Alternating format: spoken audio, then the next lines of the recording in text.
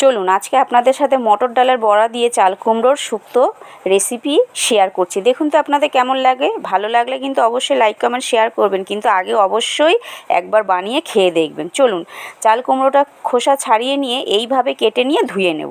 তারপরে কড়াইতে তেলটা গরম হয়ে গেলে মেথি, রাঁধুনি ও তেজপাতা ফোড়ন দিয়ে চাল কুমড়োটা দিয়ে সাথে নুন, হলুদ গুঁড়ো ও অল্প জল দিয়ে চাপা দিয়ে দেব সেদ্ধ হওয়ার জন্য।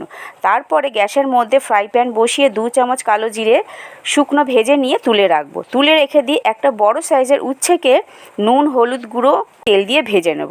এরপরে শুকনো ভাজা সর্ষের সাথে 2টো কাঁচা লঙ্কা ও অল্প জল দিয়ে আমি পেস্ট করে নেব।